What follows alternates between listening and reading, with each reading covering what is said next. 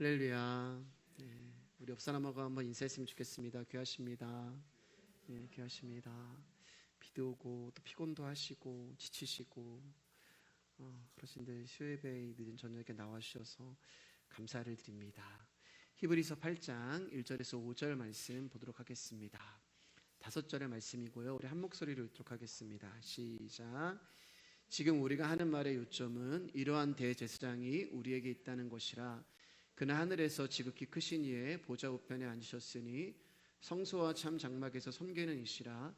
이 장막은 주께서 세우신 것이요 사람이 세운 것이 아니니라. 대제사장마다 예물과 제사드림을 위하여 세운 자니 그러므로 그도 무엇인가 드릴 것이 있어야 할지니라. 예수께서 만일 땅에 계셨더라면 제사장이 되지 아니하셨을 것이니 이는 율법을 따라 예물을 드리는 제사장이 있음이라. 그들이 섬기는 것은 하늘에 있는 것의 모형과 그림자라. 모세가 장막을 지으려 할 때 지시하심을 얻은과 같으니 이르시되 산과 모든 것을 산에서 내게 보이던 본을 따라 지으라 하셨느니라. 아멘.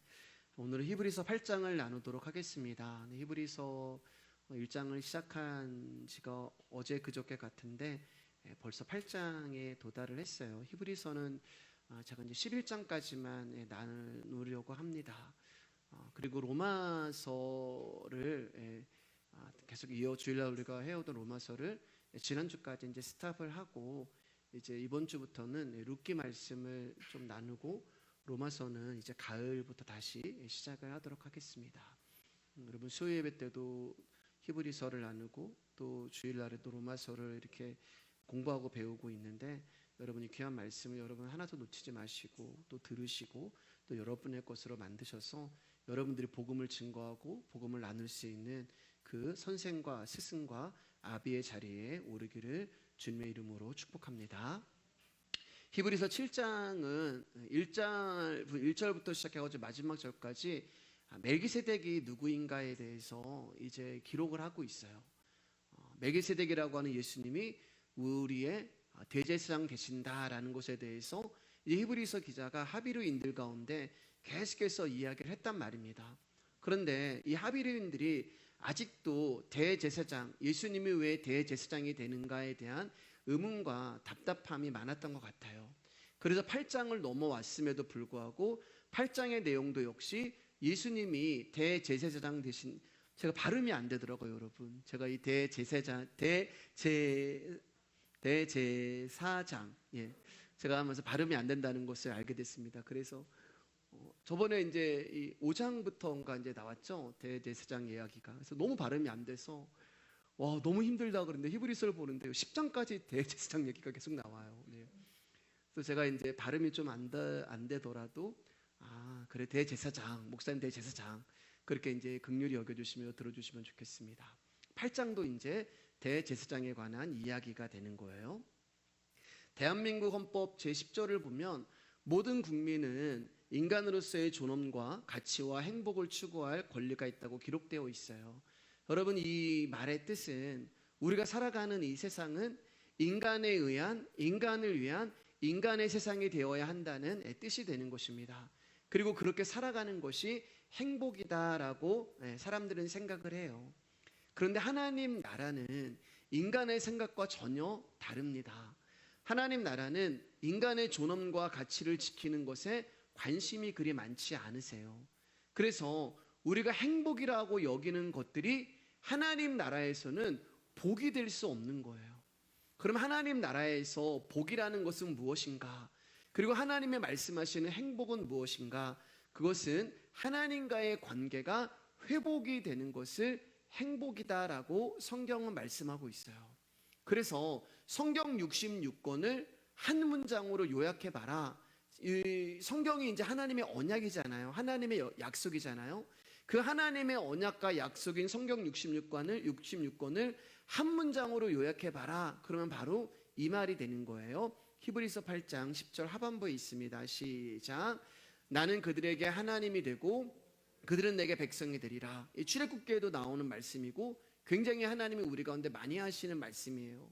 그러니까 성경을 쥐어짜가지고 한 글자로 딱 만들어봐라 그러면 나는 그들에게 하나님이 되고 그들은 내게 백성이 되리라. 이게 하나님이 우리 가운데 하신 언약의 전부가 되는 거예요. 우리의 아버지가 되시기 위하여서 당신의 아들 예수 그리스도를 우리 가운데 보내주셨고, 우리의 하나님이 되시기 위하여 당신의 아들 예수 그리스도를 우리 가운데 보내주신 거예요. 그래서 그 예수님으로 말미암아 저와 여러분들이 그분의 자녀가 되었고 그분의 백성이 된 것입니다. 그러니까 나는 그들에게 하나님이 되고 그들은 내게 백성이 되리라. 이것은 완성된 하나님의 언약을 말씀하시는 거예요. 이미 예수 그리스도가 이 일을 위하여서 십자가의 죽으심으로 말미암아 저와 여러분 가운데 죄로 말미암아 무너진 이 관계가 회복이 된 평화의 상태가 나는 그들에게 하나님이 되고 그들은 내게 백성이 된다. 이게 바로 하나님이 우리 가운데 주시는 행복이 되는 거예요. 그래서 이 언약을 이루시고 이 행복을 우리 가운데 주시기 위하여서 예수님이 우리 가운데 오셨는데 뭘로 오셨다고요? 대제사장으로 우리 가운데 오신 거예요. 오늘 말씀은 이렇게 시작합니다. 히브리서 8장 1절 말씀 가운데 지금 우리가 하는 말의 요점은 이러한 대제사장이 우리에게 있다는 것이라. 여기 요점이란 말은 핵심이란 말이거든요. 가장 중요하단 말이에요. 그러니까 어쩌면 이것을 이제 우리나라 말로 풀어서 말씀을 드려보면, 내가 지금까지 너희 가운데 히브리서를 통해서 말씀했던 것 가운데 핵심, 가장 중요한 게 뭔 줄 아니? 이러한 대제사장이 우리에게 있다는 거야. 지금 그 이야기를 하는 거예요. 그래서 굉장히 중요한 얘기를 지금 히브리서 기자가 하는 거고, 그래서 히브리서가 10장까지 지금 예수님이 대제사장이다 라고 하는 그 이야기를 우리 가운데 강조하고 있는 거예요. 근데 그분이 어디 계시냐면은 하늘에서 지극히 크신 이의 보좌 우편에 앉으셨다, 이렇게 말씀하고 계세요. 그러니까 예수님 중에 하늘에서 하나님 우편에 앉아 계신다 말씀하는 거예요. 여러분, 이 구절을 저는 이제 보면서 어떤 이제 느낌을 받았냐면은, 그냥 이게 글자지만 이 히브리서 8장 1절을 지금 외치고 있는, 선포하고 있는 이 히브리서 기자가 누군지 몰라요, 정확하게요. 이 히브리서 기자가 굉장히 지금 흥분하고 있는 것처럼 저에게는 이 말씀이 보이더라고요. 굉장히 흥분하고 있는 거예요. 야, 진짜 중요한 게 뭔지 아냐?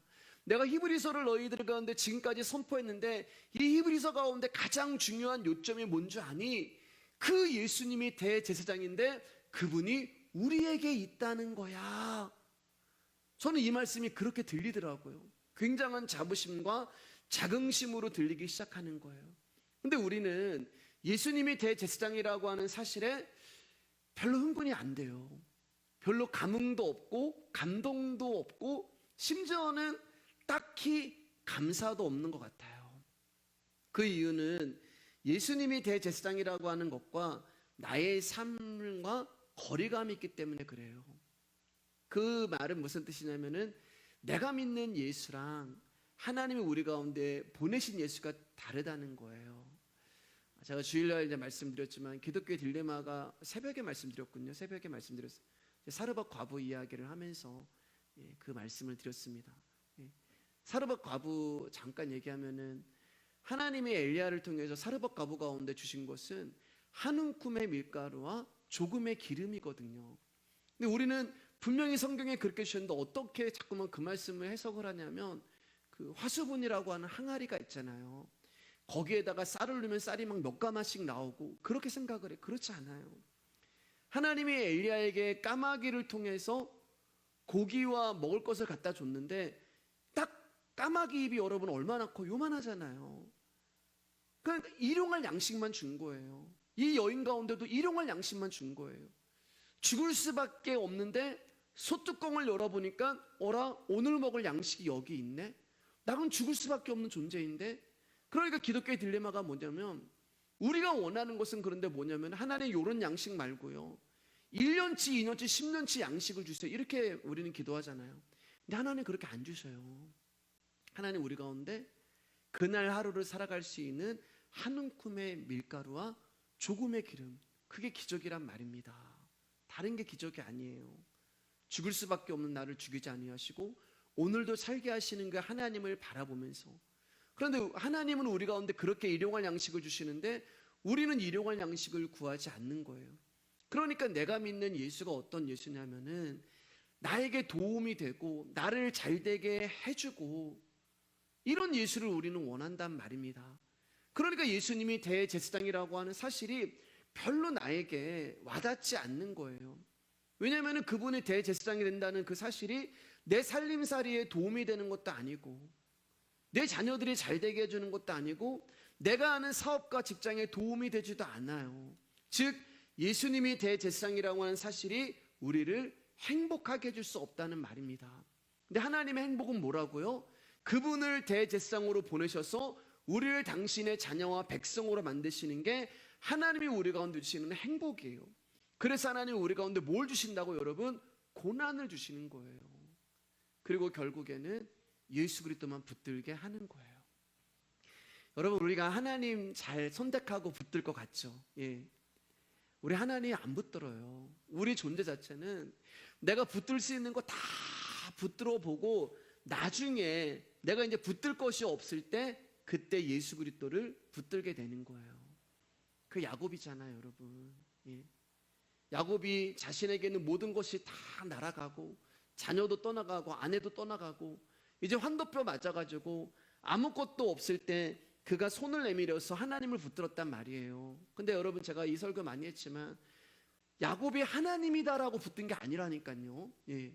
이분이 하나님이구나라는 것을 붙든 게 아니고 이분이 떠나가면은 내가 죽을 수밖에 없기 때문에 붙드는 거예요. 예. 우리는 하나님을 그때 붙들어요. 이것저것 해가지고 그리고 마지막 내가 이제 초이스할 게 없을 때, 내가 마지막에 붙들 게 없을 때, 선택할 수 없을 때 그때 하나님을 붙드는 존재가 우리가 되는 거예요. 그리고 그때 하나님이 너는 나의 자녀가 되어야 하고 나의 백성이 되어야 돼, 거기까지 우리 인도해 가시는 거예요. 내가 자꾸만 대제사장이신 예수 그리스도를 하나님이 우리 가운데 보내주신 그 뜻대로 믿는 것이 아니라 나에게 어떤 도움과 나의 유익을 위해서 믿으니까 하나님은 나를 선택하셨는데 나를 포기하지는 못하시고, 그럼 어떻게 돼요, 여러분? 힘센 사람이 이긴다고 말씀드렸잖아요. 우리를 계속 그렇게 굴려가시면서 결국에는 예수 그리스도를 붙들게 만들고 하나님이 나의 하나님이고 나의 주인이고 나의 아버지가 되시는 게 진짜 행복이군요. 그래서 어떤 분들은 정말 많은 것을 잃었음에도 불구하고, 정말 인생 살면서 많은 사업에도 망하고 정말 많은 재산을 다 날렸음에도 불구하고 마지막에 나오는 고백들이 그런 고백 있잖아요. 내가 예수 그리스도가 나의 전부야. 내가 지금 잃은 거 뭐 아깝고 옛날에 내가 막 그런 거 다 날렸고 그때 내가 거기다 땅을 샀었으면, 내가 그때 거기 투자를 했었으면, 그런 게 아니고 그런 거 다 없어도 예수 그리스도가 나의 전부야. 이 자리까지 하나님이 우리를 끌고 가시는 거예요. 그게 모리아산이 되는 것입니다. 자, 그러면 이제 당시 하비르인들 가운데, 히브리인들 가운데는 예수님의 대제사장이라고 하는 사실이 어땠을까? 그들의 마음에서 다시 한번 볼게요. 지금 이제 히브리서가 몇 장에 걸쳐서 예수님이 대제사장이라는 그 사실을 구약을 들어서 말씀하고 있는데 그 이유가 뭐라 그랬어요? 이 사람들이 사람 대제사장을 너무 신비하게 보는 거예요. 오늘날로 말하면은 목사님을 굉장히 신비하고 신령하게 보는 거예요. 예. 예. 그렇지 않아요, 여러분. 예. 근데 그들의 눈에는 그렇게 보이는 거예요. 너무 막 그 옷도 막 신비한 옷 입고 신령한 옷 입고 너무 거룩해 보이고. 그러니까 어떻게 돼요? 히브리서 기자는 히브리서가 뭐라 그랬어요? 구약을 가져다가, 그 당시 때는 구약이라는 책밖에 없었기 때문에 유대교에서 기독교로 개종한 이들 가운데 예수가 하나님의 아들이라는 것을 증거해야 되기 때문에 구약에 나타난, 구약이 무엇을 증거하는지 아니? 바로 예수님을 증거하는 거야. 그래서 그들이 가지고 있던 천사와 모세와 안식에 대해서 다 박살을 내잖아요. 근데 이 사람들이 대제사장이라는 것이 잘 안 깨진단 말이에요. 신비하고 신령한 그들이 사람 대제사장을 너무 우러러보는 것에 대해서 굉장한 어떤 세계관을 가지고 있기 때문에 히브리서 기자가 말씀을 가지고 깨버리는 거예요. 그래서 지난주에 멜기세덱이라고 하는 예수 그리스도로 말미암아 그들의 세계관을 박살을 내고 있단 말입니다. 그런데 이들이 아직도 대제사장이 예수님이라는 것에 대해서 믿어지지 않고 답답한 마음이 있는 거예요. 그 이유가 뭐냐면 오늘 말씀에 뭐에 걸려버리냐면은 성전에 걸려버리는 거예요. 성전. 그 말은 뭐냐면, 그래, 멜기세덱이 예수님이야, 대제사장이야. 그런데 대제사장이라고 하면 어디 있어야 되는 거예요? 성전에 있어야 된단 말입니다. 근데 이 하비르인들은 예수님이 성전에 계신 것을 한 번도 본 적이 없어요. 본 것이 있다면, 들은 것이 있다면 예수님이 성전에 가서 채찍을 들고 거기에 물건을 팔고 거기에서 비둘기 파는 사람들을 쫓아내시고 화를 내셨다라는 것만 듣고 봤지, 실제로 예수님이 성전에서 제물을 잡으시고 제사를 인도하는 모습을 못 봤단 말이에요. 대제사장이 하는 일이 뭐냐면은 성전에서 제물을 잡아서 제사를 인도하는 것이 대제사장의 일인데, 예수님은 한 번도 성전에서 그 일을 한 것이 없단 말입니다. 그러니까 이 사람들이 거기서 또 걸려버리는 거예요. 예수님이 십자가에 죽으실 때 성전의 휘장이 위에서 아래로 찢어짐으로 말미암아 하나님께 나아갈 수 있는 길이 열렸잖아요. 그렇기 때문에 이제는 더 이상 제물이나 제사장을 의지하지 않고도 저와 여러분들이 거룩한 하나님의 제사장이 되어서 직접 하나님의 보좌 앞으로 나갈 수 있는 시대가 열려버린 거란 말입니다. 십자가로 말미암아.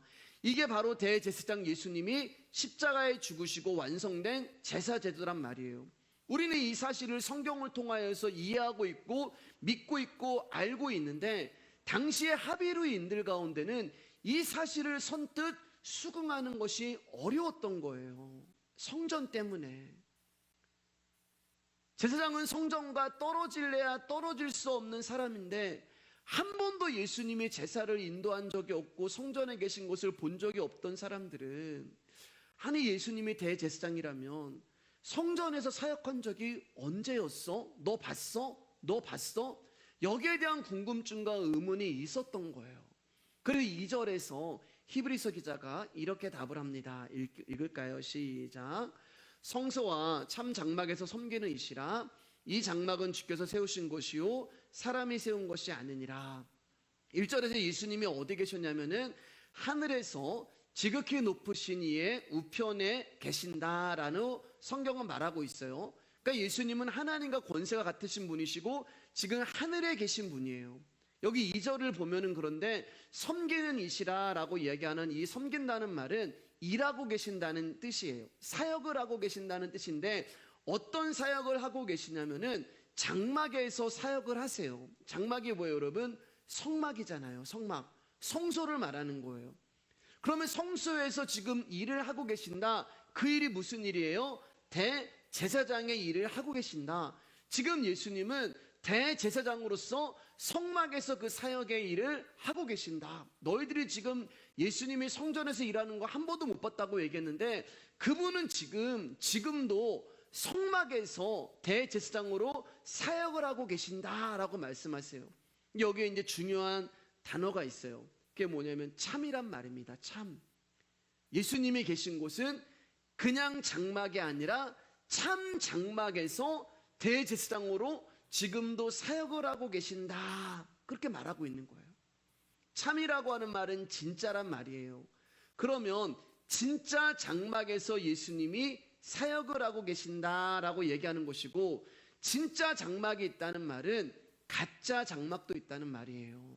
그 가짜 장막이 뭐냐면은 하나님의 진짜 성막을, 하나님의 참 성소를 이 땅의 모형으로 만들어낸 땅의 장막을 가짜 장막이라고 이야기합니다. 그림자요, 예표요, 모형이죠.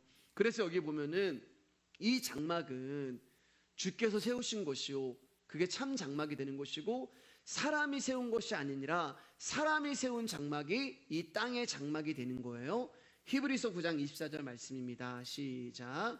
그리스도께서는 참것의 그림자인 손으로 만든 성소에 들어가지 아니하시고 바로 그 하늘에 들어가사 이제 우리를 위하여 하나님 앞에 나타나시고, 지금 히브리서 9장 1절 말씀 되는 거잖아요. 참 진짜의 그림자인 땅의 성막에 들어가시지 아니하시고 진짜 성막인 하나님 나라 하늘에 가셔서 지금도 대제사장인 사역을 하시는데, 하나님의 보좌 우편에서 우리를 위하여서 중보하시고 우리를 위하여서 간구하시는 그 대제사장의 사역을 지금도 감당하고 계시는 거야 라고 말씀하고 계시는 거예요. 자, 3절 4절 말씀 읽겠습니다. 시작. 대제사장마다 예물과 제사드림을 위하여 세운 자니 그러므로 그도 무엇인가 드릴 것이 있어야 할지니라. 예수께서 만일 땅에 계셨더라면 제사장이 되지 아니하셨을 것이니 이는 율법을 따라 예물을 드리는 제사장이 있음이라. 자, 이제 히브리서 기자가 예수님은 땅의 성막에 있지 아니하시고 하늘의 성막에서 대제사장의 사역을 하고 계신다라고 말씀을 했어요. 근데 이제 이 히브리인들 가운데, 하빌인들 가운데 또 무엇이 걸렸냐면은 이제 히브리서 말씀을 보니까 재물이 걸린 것 같아요. 재물. 예. 대제사장의 일은 재물을 잡아가지고 하나님 앞에 드리는 것인데 그들은 그러면은 예수님은 도대체 무슨 재물을 드렸을까? 그러니까 믿어지지가 않는 거예요. 왜냐하면 그럴 수밖에 없는 게 그들은 평생을 눈에 보이는 것만 믿고 살아왔기 때문에 그렇습니다. 그렇기 때문에 예수님은 보이지 않는 영원한 제사장으로서 하늘에서 제사장으로 사역한다는 내용들이 그들에게는 실상으로 다가오지 못하고 있기 때문에 자꾸 의문이 생기는 거예요. 당시 사람들은 보이지 않는 예수님을 바라보는 것보다 보이는 성전에서 보이는 제사제도에서 보이는 제사장에 더 확신을 두고 있었기 때문에 그래요. 그 중에 한 가지가 제물이었어요. 성전이었고 제물이었어요. 제사장이 제사를 드릴 때 반드시 제물을 드려야 되는데 그러면 대제사장이신 예수님이 드린 제물은 무엇인가라고 하는 의문이 있었던 것 같습니다. 그런데 오늘 말씀을 보면 이 질문에 대한 이 의문에 대한 답을 하지 않아요. 그리고 제물에 대한 내용은 어디에서 하시냐? 9장에 가서 자세하게 말씀을 하고 계십니다. 그렇기 때문에 이제 9장을 나눌 때 그 부분은 나누도록 하겠습니다. 그런데 오늘 본문은 이제 제물에 관한 이야기가 아니고 왜 예수님이 하나님 나라의 성전을 섬기는 제사장인가 거기에 이제 초점을 두고 있는 거예요. 5절의 말씀이에요. 자, 5절 말씀 이제 읽어보겠습니다. 시작. 그들이 섬기는 것은 하늘에 있는 것의 모형과 그림자라. 모세가 장막을 지으려 할 때에 지시하심을 얻은 것 같으니 이르시되 삼가 모든 것을 산에서 내게 보이던 본을 따라 지으라 하셨느니라. 자, 여러분, 성막은 참 성막은 원래 하늘에 있는 거예요. 땅에 있는 게 아니에요. 하나님이 모세를 부르시고 산에서 이제 출애굽기 25장 40절 말씀 보면은 너는 삼가 이 산에서 내게 보인 양식대로 할지니라 이렇게 말씀하셨단 말이에요. 그러니까 하나님이 산에서 하늘의 성막을 보여주신 거예요. 하나님 나라를 보여주신 거예요. 그리고 모세는 하나님이 보여주신 그 하늘의 성막을 보고 이 땅에다 그 성막을 만들었어요. 그게 바로 이스라엘의 성막이요 이스라엘의 성소가 되는 것입니다. 그런데 여러분, 아무리 우리가 그림을 잘 그려도 실물을 따라올 수가 없잖아요. 내가 코끼리를 보고 아무리 잘 그린다 하여도 그 코끼리를 100% 그려낼 수가 없어요. 그림은 그림일 뿐이에요. 모세가 이 땅에다 만든 성막이 그런 수준인 것입니다. 하나님이 아무리 똑같이 하나님이 보여주신 것을 아무리 내가 이 땅에 똑같이 만든다 하여도 그 수준은 모형과 그림자일 수밖에 없는 거예요. 그러니까 오늘 우리가 읽었던 5절의 본문의 결론은 어떤 본문이 되냐? 모세가 성막을 어떻게 만들었느냐? 하늘에 있는 것을 보고 만든 것이 아니냐? 그렇기 때문에 모세가 만든 이 성막이 진짜 성막이 아니야. 너희들 성전에 대해서 궁금하는데 이 성전이 진짜 성전이 아니라 하늘에 있는 성전이 진짜 성전이다. 너희들이 알고 있는 이 땅의 제사장은 하늘에 있는 진짜 제사장이신 예수님의 그림자일 뿐이고 너희가 예배드리는 이 성막도 하나님 나라에 있는 성막의 그림자일 뿐이고 너희가 드리는 그 제물 역시 하나님 나라에서 드려지는 제물의 그림자일 뿐이야 라는 것을 히브리서 8장 1절에서 5절에서 말씀하고 계신 거예요.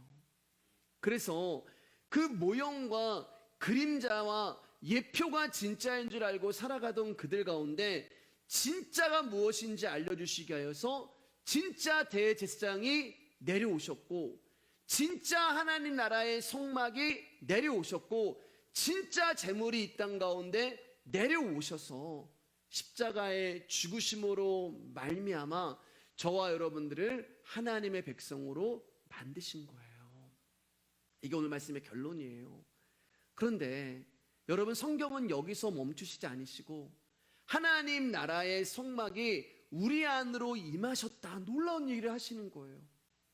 하나님 나라 성막은 하늘에 있어. 이 땅은 그림자야. 근데 거기에 멈추는 것이 아니라 그 하나님 나라의 성막이 이 땅에 오셔서 어디로 임하시고 어디로 거하셨냐면 우리 안으로 들어오셨다. 여기까지 이제 성경이 말씀하고 있는 거예요. 요한복음 1장 14절 말씀입니다. 시작. 말씀이 육신이 되어 우리 가운데 거하심에 우리가 그의 영광을 보니 아버지의 독생자의 영광이요 은혜와 진리가 충만하더라. 여기 보면 거하신다라고 얘기하잖아요. 말씀이 육신이 되어 우리 가운데 거하신다. 이 거하신다는 뜻이 뭐라고 그랬어요? 우리 안에 장막을 친다. 우리 가운데, 우리 안에 장막을 친다 말씀하신, 우리 안에 텐트를 치신 거예요. 하나님 나라의 그 성막이 우리 안에 말씀을 육신을 입으신 그 예수 그리스도가 오셔서 우리 안에다가 성막을 치신 거예요. 성막은 하나님의 집입니다. 출애굽기 55장 8절 9절입니다. 시작. 내가 그들 중에 거할 성소를 그들이 나를 위하여 짓되 물은 내가 내게 보이는 모양대로 장막을 짓고 기구들도 그 모양을 따라 지을지니라. 하나님이 이제 모세 가운데 지으라고 얘기했잖아요. 산에서 보여주시면서 기구도 짓고 모양도 짓고 다 지으라고 말씀하셨어요. 그러면 한 가지 궁금한 게 있잖아요. 장막은 하나님의 집인데 왜 하나님이 그냥 이스라엘 백성들처럼 일반 그냥 집을 짓고 그들과 같이 사셔도 되는 거 아닌가? 그냥 하나님 이 집에 사세요라고 사셔도 되는 게 아닌가? 근데 하나님은 그러실 수가 없어요. 왜냐하면 하나님은 거룩하신 분이기 때문에 죄성으로 오염된 저와 여러분들과 섞이실 수가 없는 거예요. 우리와 연합을 하실 수가 없는 거예요. 그래서 하나님은 우리와 사실 수가 없기 때문에 구별하여 하나님의 성막을 만들라고 얘기하셨고 하나님의 성막을 가운데 두고 이스라엘 12지파가 세 지파 이렇게 모여가지고 이제 신앙생활을 하게 되는 것이 오늘날 교회의 중심이 된 것입니다. 자, 아까 이제 제물에 대해서 얘기했잖아요. 성막에서 일어나는 일은 이스라엘 백성들이 자기 죄를 위하여 하나님께 제물을 잡아 제사를 드리는 그 일을 성막에서 해요. 그리고 그 일을 감당하는 사람이 바로 대제사장이 되는 거예요. 그러니까 성막에는 제물이 있어야 되고 반드시, 그리고 이 제물을 하나님께 바치는 대제사장이 있어야 합니다. 요한복음 1장 29절 말씀 보겠습니다. 우리가 이제 히브리서 9장에 있는 내용을 조금 땡겨와서 할 거예요. 요한복음 1장 29절입니다. 시작. 이튿날 요한이 예수께서 자기에게 나오심을 보고 이르되 보라 세상 죄를 지고 가는 하나님의 어린 양이로다. 여기 이제 제물이 등장하잖아요. 어린 양이 등장을 해요. 그런데 이 어린 양이 세상 죄를 지고 가는 하나님의 어린 양이다. 그러니까 진짜 제물이 누구냐면은 바로 예수 그리스도가 되는 거예요. 그분이 하나님의 어린 양으로 이 땅에 오셔서 십자가에서 제물이 되어 죽으시고 그 제물이 되어 죽으신 그 예수 그리스도가 하나님의 보좌 앞으로 흠모 없이 올라감으로 말미암아 그분이 바로 대제사장이 되는 것입니다. 자, 성막에는 여러분 지성소가 있어요. 그리고 그 지성소 안에는 언약궤가 있어요. 그리고 그 언약궤에 뭐가 있냐면은 모세의 율법이 있어요. 바로 모세의 말씀이 있는 거예요. 그러니까 그 성막에 지금 뭐가 있냐면 한마디로 얘기하면은 말씀이 있다. 이게 오늘 히브리서 언어로 이야기하면 뭐가 되는 거예요, 여러분? 지금 우리가 하는 말의 요점은 야, 내가 진짜 너희 가운데 얘기한 것 중에 가장 중요한 게 뭔지 아니? 이러한 대제사장이 우리에게 있는 거야. 그 말인 거예요. 성막 안에 그리고 지성소 안에 그 언약궤 안에 가장 중요한 것이 있는데 하나님의 말씀이 있다는 말이에요. 그게 히브리서 8장 1절에 우리가 우리 안에 우리에게 이 말씀이 있다. 그 이야기를 하고 있는 것입니다. 말씀이 육신이 되셔서 우리 안에 찾아오신 거예요. 그래서 히브리서 기자가 우리에게 이 예수 그리스도가 있다라고 말씀하고 있는 거예요. 그런데 예수 그리스도가 육신을 입고 계시기 때문에 우리 안에 들어오실 수가 없잖아요. 여러분 너무나 잘 아는 말씀이기 때문에.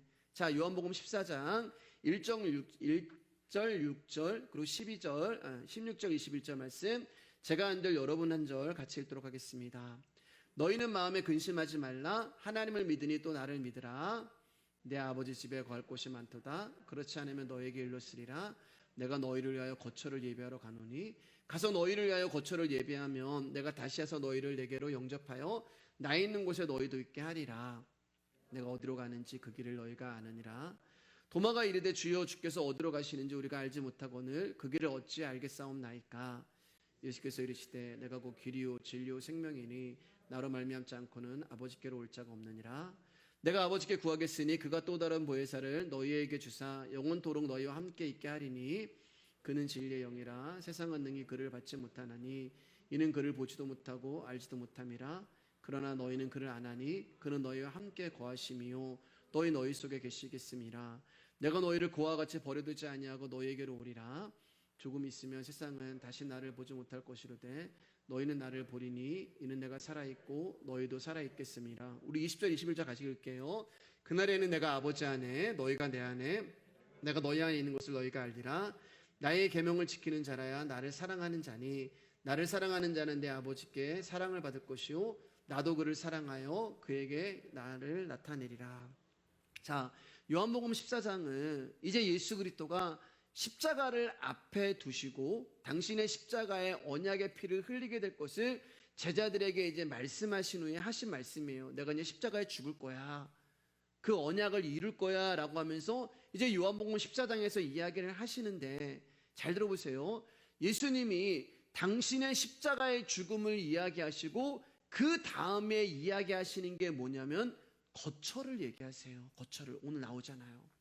거처는 뭐예요? 장막이란 말입니다. 예수님이 거하시는 집이 되는 거예요.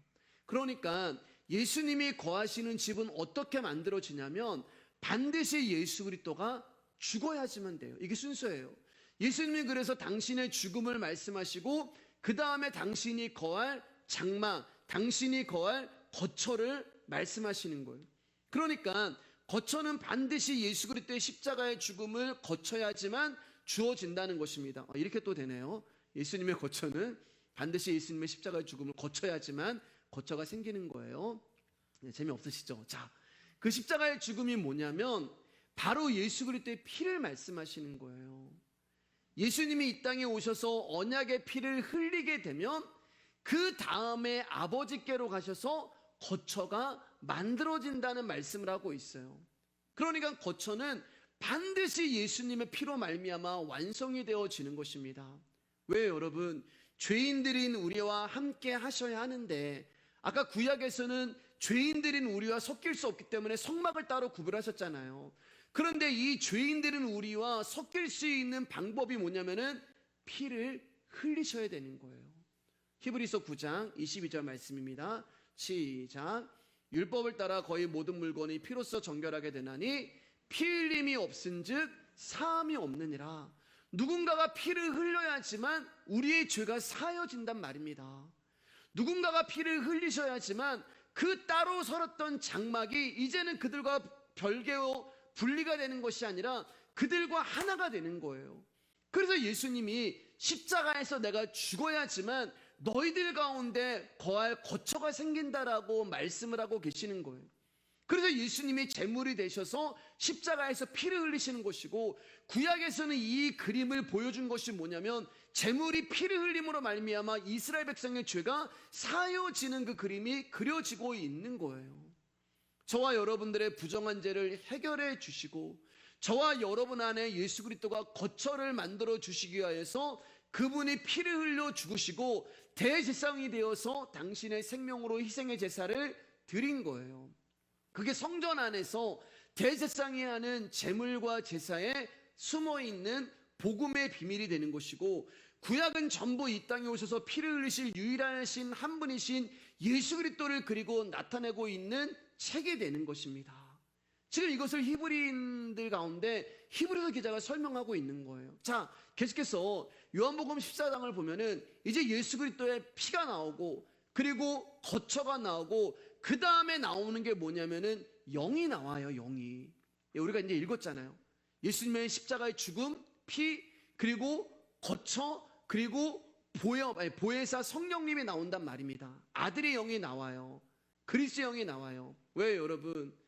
그분의 육으로는 우리 안에 들어오실 수가 없기 때문에 십자가에서 그분이 피를 흘리시고 영이 되셔서 우리의 죄가 사해진 우리 안에 오셔서 당신의 거처를 만들어 주시고 이제는 그분이 우리 가운데 부활이 되시고 생명이 되어 주시면서 우리와 영원히 함께 사시는 거예요.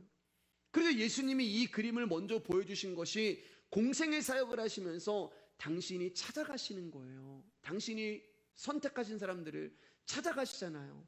근데 그 찾아가서 만나는 자들이 다 어떤 자리를 했어요? 앓는 자들, 귀신 들린 자들, 중풍병자들, 아무것도 할 수 없는 자들, 날 때부터 소경이고 날 때부터 38년 된 병자들, 이게 죄성으로 가득 차 있는 우리란 말이에요. 근데 예수님이 그들을 찾아가시잖아요. 그리고 그 일이, 그 완성된 일이 예수님이 십자가의 죽으심으로 말미암아 그분이 보혜사 성령님으로 우리 안에 거처를 마련하시고 들여오셔서 영원히 사시는 것이 바로 하나님의 언약이 되는 거예요. 그리고 그 언약으로 말미암아 나는 그들에게 하나님이 되고 그들은 나에게 백성이 되리라고 하는 그 언약을 완성해 나가시는 것입니다. 다시는 떨어질 수 없는 약속, 절대로 변개될 수 없고 변할 수 없는 언약, 저와 여러분들을 백성 삼으시고 저와 여러분들을 아들 삼으시겠다는 그 약속이 이렇게 성취가 되는 거예요. 그래서 성경 66권을 한 문장으로 이야기하면은 아까 얘기했던 그 언약이 되는 것입니다. 그래서 하나님이 우리 가운데 오신 사람들 가운데는 우리를 부르시고 선택한 자들 가운데 주시는 선물이 뭐라고요? 믿음이 되는 거예요.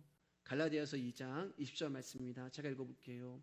내가 그리스도와 함께 십자가에 못 박혔나니, 내가 그리스도와 함께 십자가에 못 박혔나니, 이제 아시겠죠? 그분이 우리 안에 오셨단 말이에요. 그런즉 이제는 내가 사는 것이 아니요 오직 내 안에 그리스도께서 사시는 것이라. 그분이 이제 거처를 마련하시고 영이 되셔서 그리스도가 내 안에 사시는 거예요. 나는 육체 가운데 살아가고 있는데, 나는 지금도 내 70일 80이라고 하는 육체 가운데 살아가고 있는데 내 안에 그리스도가 오셔가지고 이미 살아가고 계시는 거예요. 이제 내가 육체 가운데 사는 것은 나를 사랑하사. 그러니까 우리를 향한 하나님의 사랑이 뭐예요, 여러분? 십자가란 말이에요. 그분이 우리를 사랑하시는 것은 나를 사랑하사 나를 위하여 자기 자신을 피 흘려 버리신 하나님의 아들을 믿는 믿음, 그 믿음이 뭐라 그랬어요? 예수 그리스도라고 말씀하잖아요. 그 믿음이 우리 가운데 오신 거예요. 그래서 여러분 이 십자가의 사실이 믿어지는 거예요. 아, 그분이 십자가에 죽으시고 그 영이 내 안에 오셨다는 게 믿어지는 거예요. 그리고 그분의 사랑이 여러분이 원하는 어떤 것이 하나님 날 사랑하시나 봐. 그게 사랑이 아니라 이 십자가의 사랑이 전부란 말이에요. 내가 그분과 사는 것이, 그분이 나와 함께 살아주는 것이, 그분이 나와 함께 살아주시는 것이죠. 우리가 없어도 전혀 불편함이 없으신 그분이, 혼자 계셔도 부족함이 없으신 그 하나님께서 우리에게 하나님 나라를 주시려고 피를 흘려 죽으신 것, 그게 우리를 사랑하신 방법이에요. 나를 사랑하사 나를 위하여 자기 자신을 버리신. 근데 복음을 모르는 사람들은 하나님의 사랑을 엉뚱한 곳에서 확인하려고 한단 말입니다. 기도 응답이 안 되면 하나님 나를 사랑하시긴 하셔? 내가 원하고 내가 이루려고 했던 것들이 응답이 안 되면 하나님 나를 사랑하기는 하셔라는 불평과 불만이 나오는 거예요. 아니에요, 여러분. 하나님은 창세 전에 이미 우리를 사랑하셨고 지금도 우리를 사랑하고 계시고 이 사랑 외에는 다른 사랑이 우리에게 없는 거예요. 그래서 요한복음 3장 16절 말씀 가운데 하나님이 세상을 이처럼 사랑하사 독생자를 주셨으니 이는 저를 믿는 자마다 멸망치 않고 영생을 얻게 하려 하심이라. 이 세상이 지구가 아니란 말이에요. 당신이 선택하고 부르신 저와 여러분들을 이처럼 십자가에 피 흘리시고 우리 안에 거처를 마련하시고 그분의 영이 오시고 이처럼 사랑하사 당신의 아들을 주셨으니 이는 저를 믿는 자마다. 어떻게 우리가 그분을 믿어요? 갈라디아서 2장 20절에서 뭐라고 말씀하고 있어요? 하나님의 아들을 믿는 믿음, 그 믿음이 왔단 말이에요. 그래서 우리가 그분을 믿게 되는 거예요. 그래서 믿는 자는 멸망치 않고 영생을 얻게 된 것입니다. 우리가 한 게 아무것도 없잖아요. 하나님께서 나를 사랑하시고 하나님 나를 구원하신 것은 내가 그만큼 가치가 있고 사랑받을 만한 근거가 있기 때문이 아니란 거 아시잖아요. 내가 모태신앙이기 때문에 날 사랑하시는 거야? 아니에요. 내가 직분이 뭐기 때문에, 내가 무엇을 했기 때문에 날 사랑하시는 거야? 당연히 나를 사랑해야지. 아니란 말입니다.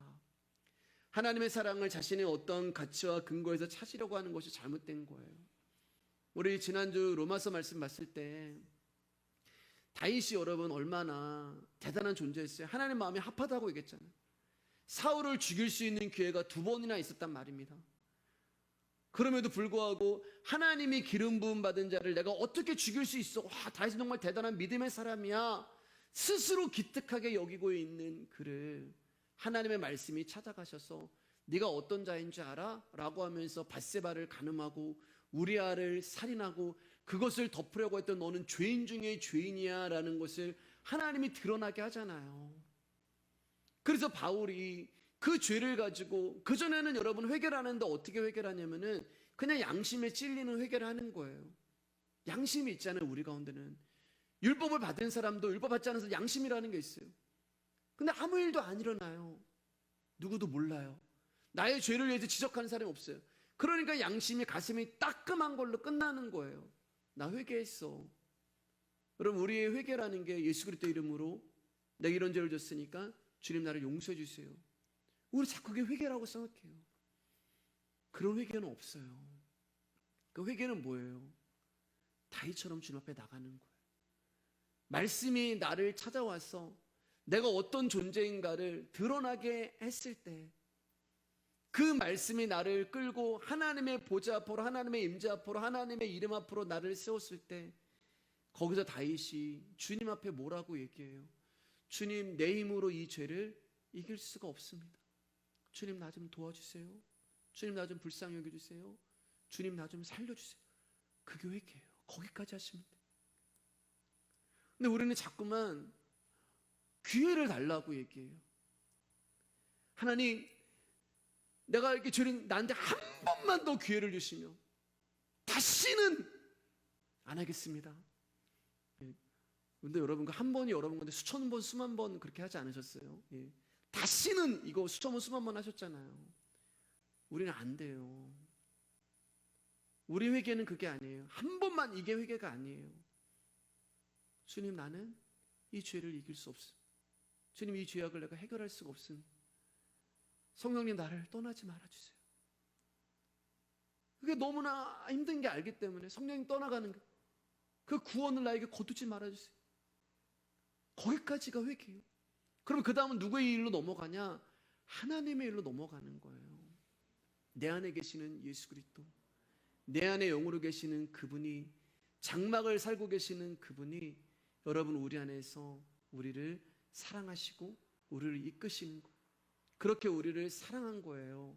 도무지 사랑받을 만한 자격이라고는 조금도 찾아볼 수 없는 우리의 욕망에 충실해서 살아가는 저와 여러분들을 십자가의 죽음으로 말미암아 우리를 사랑해 주신 것입니다. 저와 여러분들이 멸망의 길로 가는 것을 볼 수 없어서 우리를 잡아 끌어당기신 것이 바로 십자가가 되는 거예요. 이 은혜를 아는 자만이 진정 찬양할 수가 있어요. 다윗이 왜 시편을 많이 썼을까? 다윗이 왜 그렇게 많은 노래를 지었을까? 이 은혜를 알기 때문에 찬송한 거예요. 에베소 1장 3절에서 6절 말씀 읽어보겠습니다. 같이 한번 읽어볼게요. 시작. 찬송하리로다 하나님 곧 우리 주 예수 그리스도의 아버지께서 그리스도 안에서 하늘에 속한 모든 신령한 복을 우리에게 주시되 곧 창세전에 그리스도 안에서 우리를 택하사 우리로 사랑 안에서 그 앞에 거룩하고 흠이 없게 하시려고 그 기쁘신 뜻대로 우리를 예정하사 예수 그리스도로 말미암아 자기의 아들들이 되게 하셨으니 이는 그가 사랑하는 자 안에서 우리에게 거둬주시는 바 그의 은혜의 영광을 찬송하게 하려는 것이라. 우리가 지금까지 나눴던 모든 말씀이잖아요. 여러분, 우리를 창조하신 목적을 그 은혜를 찬송하라고 지었다라고 이사야에서도 말씀하시고 여기서도 말씀을 하세요.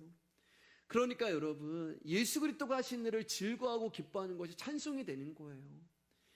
그냥 어떤 막 흥분하고 고조하고 막 박수치고 막 그런 게 찬송이 아니라, 우리가 오늘 나눴던 말씀, 갈라디아서 2장 20절 말씀, 요한복음 3장 12절 말씀, 히브리서 말씀, 예수 그리스도가 나한테 하신 그 일, 나를 자녀 삼고 나를 백성 삼기 위해서 복음이 하신 그 일, 그것을 내가 깨달아 알고 그것이 어떤 사랑인 줄 알게 되면 히브리서 기자처럼 흥분해가지고 얘기를 하는 거예요.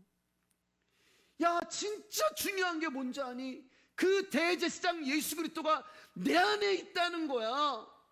그러면서 거기서 찬송이 나오는 거예요. 고백이 터져 나오고 박수가 나오고 기쁨이 나오고.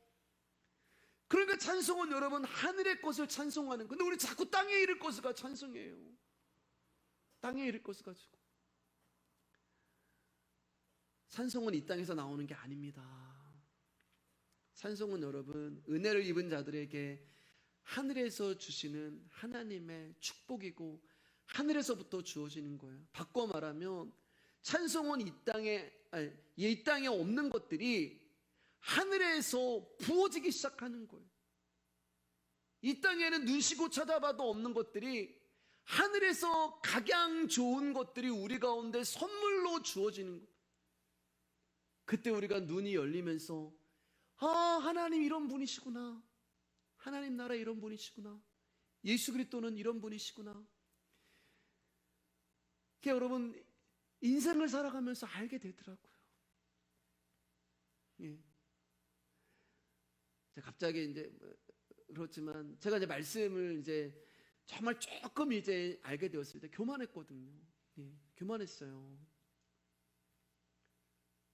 그리고 이 말씀으로 내가 우리 말씀에게 성도님들 정말 막 변화시켜 보리라 막. 우리 교회 성도님들을 정말 내가 변화시켜서 수준 높은 성도로 만들어 볼게. 거기에 어떤 마음이 있었겠어요, 여러분? 다른 교회와 비교해서 말씀에 계신 성도님들은 말씀에 정말 수준이 높아. 그런 마음이 있었어요. 예. 근데 여러분 하나님이 저를 많이 다루시더라고요. 많이 다루시더라고요. 왜냐면 하나님 눈에는 제가 변화되어야 된다. 여러분들이 변화되는 게 아니라, 말씀이 만큼 아는 거 크게 대단한 게 아니라 예수 그리스도가 누구시고 하나님 이런 분이시고 그분이 나에게 어떤 일을 하셨고 그것을 개척을 하고서 하나님이 하루하루 살아가면서 알게 하시는 거예요. 제 딸이 이제 말씀을 이제 들으면서 막 이야기를 했어요. 뭐 이제 인생 사니까 얘기하잖아요. 우리가 하나님의 말씀 들었지만 또 금방 까먹고 또 막 세상의 걱정과 근심 막 이런 걸 막 얘기하잖아요. 근데 은수가 이제 그러더라고요. 막 이제 차 타고 가면서 아빠 하나님 뜻이야. 그리고 요새 이제 그 얘기 잘해요. 하나님 뜻이야. 하나님의 계획이 있으시고 하나님이 처음으로 이제 그런 말을 하는 거예요. 아빠 설교 드리고 아빠 말씀 들으니까 아빠 진짜 하나님이 하시는 거야. 하나님이 그렇게 하시는 거야. 하나님의 뜻이 있고 하나님의 계획이 있고 하나님의 섭리가 있는 거예요.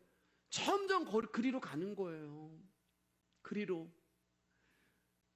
전에는 내가 원하는 거가 잘 되면 하나님의 뜻이라고 생각했는데 점점 갈수록 내가 원하는 게 안 되고 그러면서 나오는 고백이 뭐냐면 하나님의 뜻이야. 하나님의 계획이 있을 거야. 하나님의 섭리가 있을 거야. 그러면서 없어지고 망하고 부서지는데 그분의 계획과 그분의 섭리와 그분의 하시는 일을 보면서 거기서 찬송이 나오는 거예요. 어떤 분이 이제 말씀 마칠게요. 교회에 오면 마음이 편안하시다라고 하시는 분도 계시더라고요. 예. 근데 여러분 교회는 마음 편안하려고 오는 게 아니에요. 신앙은 내가 원하는 거 이루려고 오는 것도 아니에요. 내가 죄 없는 거룩한 존재가 되어야지. 그거로도 오는 거 아니에요. 그러면 신앙은 뭐고 예배는 뭐냐? 하나님께 한 걸음 더 가까이 가는 게 신앙이에요. 지난주 주일보다 여러분 오늘 수요일이 하나님께도 한 걸음 더 가까이 가는 거고, 그리고 오늘보다 또 다음 주가 하나님께 가까이 가는 거고, 지금보다 10년 후 되면은 여러분들은 진짜 하나님처럼 돼 있을 거예요. 아멘. 네, 하나님처럼 돼 있을 거예요. 막 걸어 다녀도 막 하나님의 향기가 날 것이고, 네. 그런 일들이 일어나기를 주님의 이름으로 축복합니다. 저는 짧게 굵고 짧게 그렇게 살고 싶었어요. 그래서 나는 60대 되면 하나님 나라 갈 거야, 뭐 이런 얘기도 막 했었거든요. 근데 제가 개척을 하고 여러분과 신앙생활 하면서 기도가 바뀌었어요.